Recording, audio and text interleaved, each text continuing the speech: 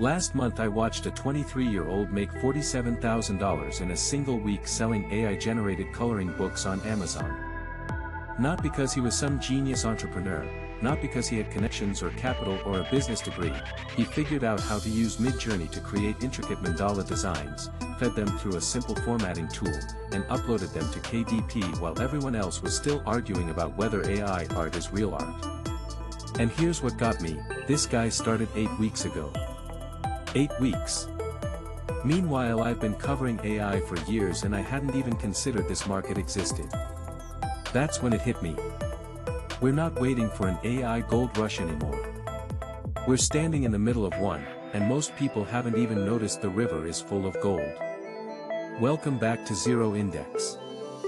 I've spent the last month going down every rabbit hole I could find, talking to people who are actually making money with AI right now, not the influencers selling courses about making money, but the people quietly building real income streams.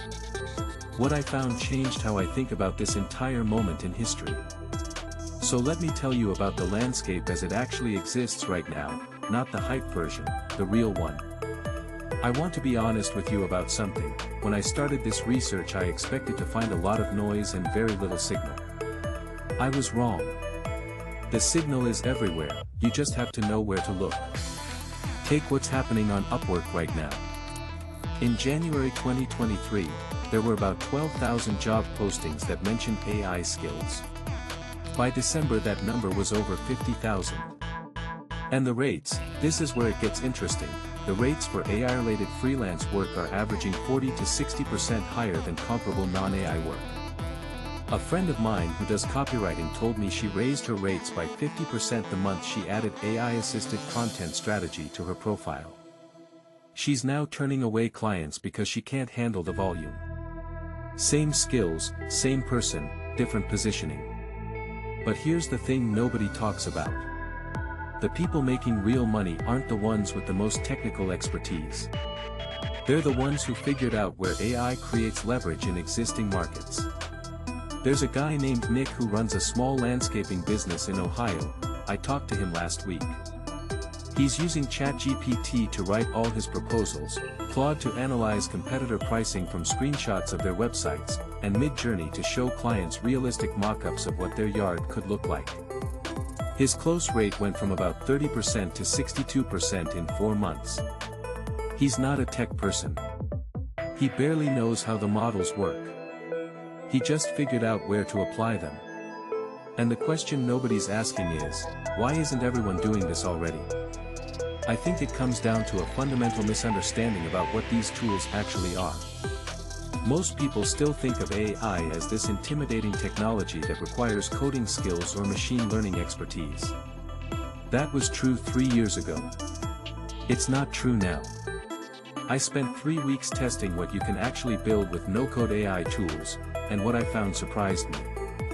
Using a combination of Make.com for automation, Claude for complex reasoning, 11 Labs for voice synthesis, and Canva's new AI features, I built a working prototype for a personalized children's book service in about 6 hours. 6 hours. The technical barrier that would have required a development team 2 years ago just doesn't exist anymore. And the tools are getting absurd. GPT-4 can now analyze spreadsheets, write code, browse the web, and generate images all in one conversation. Anthropic just released computer use capabilities that let AI actually control your screen and click through workflows. Runway's video generation is getting good enough that small production companies are using it for client work. Each of these would have been science fiction in 2022. So what does this mean for you? It means the moat isn't technical anymore. The moat is creativity and speed of implementation. Most people stop here, which is a mistake. They see the tools, they maybe play with ChatGPT for a week, and then they go back to their regular lives. The people making money kept going. Let me give you the actual playbook I've seen working. First, there's what I call AI arbitrage. This is finding tasks that AI does well, that most people don't realize AI can do, and positioning yourself as the solution. A woman in my network charges $800 to professionally optimize LinkedIn profiles. Her process.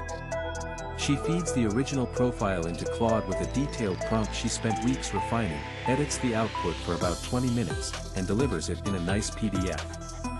She does 3 or 4 of these a week.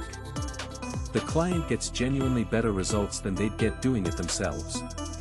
She gets a high hourly rate for work that's mostly automated. Everyone wins. Second, there's AI augmented services. This is taking something you already do and using AI to do it 10 times faster or 10 times better. I talked to a tax accountant who built custom GPTs for the most common scenarios he encounters. What used to take him 45 minutes of research now takes 5 minutes of verification. He didn't lower his rates. He just took on more clients.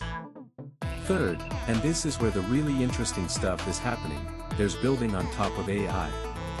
Custom GPTs that solve specific problems. There are people making thousands per month from GPTs in the ChatGPT store. Niche AI-powered SaaS tools built with no-code platforms. Consulting packages that help businesses implement AI workflows. The numbers here can get significant. I know someone who built an AI tool specifically for real estate agents that auto-generates property descriptions and social media posts.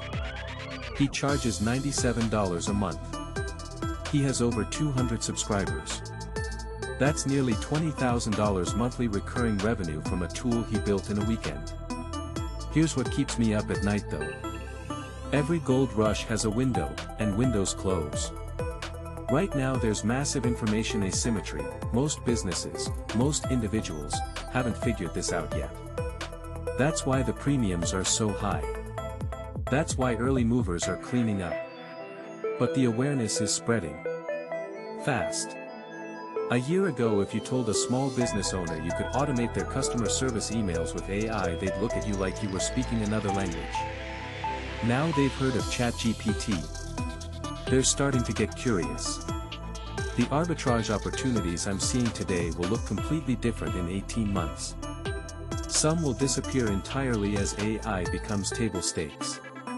Others will evolve into something bigger as the technology improves.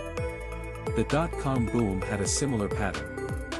The people who won biggest weren't necessarily the ones with the best ideas, they were the ones who moved while the space was still chaotic and uncertain. Amazon started as an online bookstore because Jeff Bezos recognized the window. Google wasn't the first search engine, but they executed during the window. The winners in the AI era are being determined right now, this year, probably in the next 18 months. So I want to leave you with what I think is the real insight after all this research. The AI gold rush isn't about AI. It's about leverage. These tools give you leverage to do more with less, to move faster than incumbents, to create things that weren't possible before. The question isn't whether you should learn to code machine learning models. The question is simpler, what do you already know how to do, and how could AI make you 5 times more effective at it? What problems do you see in your industry that suddenly become solvable? What would you build if you had a tireless assistant who never sleeps and can work across text, images, code, and data simultaneously? Because here's the thing, you do have that assistant now. Everyone does. The difference is whether you're going to use it. The next 12 months are going to separate people into 2 groups, those who figured out how to use these tools while the opportunity was wide open, and those who waited until it was obvious and crowded. I know which group I'm trying to be in. If this changed how you're thinking about AI, you're going to want to see what I'm covering next. Subscribe and I'll see you in the next one.